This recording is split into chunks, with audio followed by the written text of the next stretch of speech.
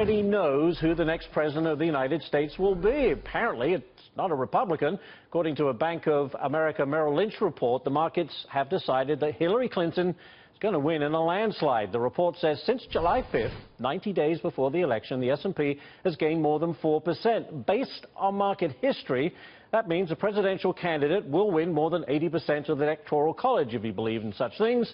And according to B of A, that candidate will be Hillary Clinton. Meantime, Meg Whitman, the Republican-leaning CEO of Hewlett-Packard, GOP, I say, is on the fundraising trail for Hillary Clinton in Colorado. What do you make of all of this? It's just a strange presidential election that goes on and on. I'm joined by the former Democratic governor of New York, David Paterson.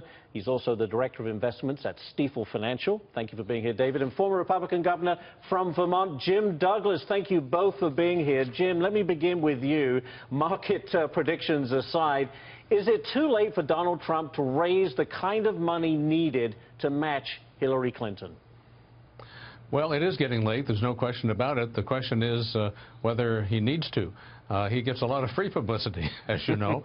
And as you indicated just a few minutes ago, this is a very unusual campaign. So I don't think all the normal and traditional predictions and rules apply this year. And we'll have to see how it plays out. Yeah, it's interesting, David. Listen, I think Hillary Clinton, for the most part, has been pretty quiet and has just let Donald Trump do his thing. We've had email scandals. We've had talks about the Clinton Foundation. What do you think of her strategy up to now? Well, I think that the Republicans who ran against Donald Trump in the primary might be reconsidering how they would just get into the fray with him. And even perhaps the former Secretary of State did at some point. But, you know, it's like that old phrase from Cool Hand Luke, sometimes nothing is a cool hand. So in other words, just stand your ground. Of course, we have the first debate, David, less than a month away. A lot of people I know say that's going to be better than the Super Bowl. It's going to be absolutely fascinating to watch. I would imagine Hillary Clinton a little wary going into that. Well, I think it's going to be certainly the most watched debate in history. And I think that at times like that, the most important thing for either of the candidates would be to talk about the workable, sensible, achievable goals that would repair this country. And I think that it's historic. The public romanticizes candidates in the beginning. It's the person that feels exactly the way I feel. But as time goes on, toward the end, the public becomes pragmatic, which is why you've seen very few third-party candidates get anywhere. People either line up on one side or the other. And it's my opinion that the public also becomes more pragmatic. Who is going to be the best person for this country in the next 4 years? That's a very interesting point. You know, let me ask you, Jim, to that point, I feel like Donald Trump is trying to walk back some of his earlier rhetoric, especially with immigration.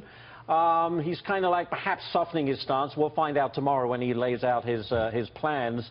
But does that, could that turn off some of his initial support at the beginning? There was so much. He's talking just as I feel, that kind of excitement, that energy. As he tries to be more focused, can he still maintain his core support? Well, that's a very key question. That's the tightrope that he's walking. He got where he is because he's somewhat outrageous and has a base of support of people who really feel that the system is rigged against the average American and they want something dramatically different. At the same time, as my good friend Dave Paterson noted, Americans want practical leadership, and so he's trying to pivot to a degree, but he's got to figure out exactly what that degree needs to be. A key point will be tomorrow when we hear his immigration speech. It'll be interesting to see how much pivoting he does. Very quickly, Jim, you're a Republican. Would you vote for Donald Trump? Well, I haven't decided yet, actually. But as is the case in New York, the electoral votes in Vermont are not very competitive, so in a way it doesn't really matter. But I'm still struggling, as a lot of Republicans are. He's a very unusual candidate, very non-traditional, and I've got a few months to think it over. Hey, listen, very quickly, David, one last thought. We have Julian Assange, WikiLeaks saying, hey, we've got more emails to dump. Are they nervous in the Clinton campaign that something will be revealed in these emails that could really put a wrench in her campaign? This year, I think everybody's nervous about tomorrow. But I just want to say hello to Governor Douglas. Yeah. What I think the public wants is for Republicans and Democrats to build bridges between each other. Governor Douglas and I, in 2010, rebuilt the Lake Champlain Bridge together, but connecting Vermont to New York after the old one had fallen. And I think that's a very good symbolic gesture for this interview You today. literally built bridges. We built bridges together, and we walked across the bridge together when it was done. Literally. Literally. Well, that's a great place to end right there.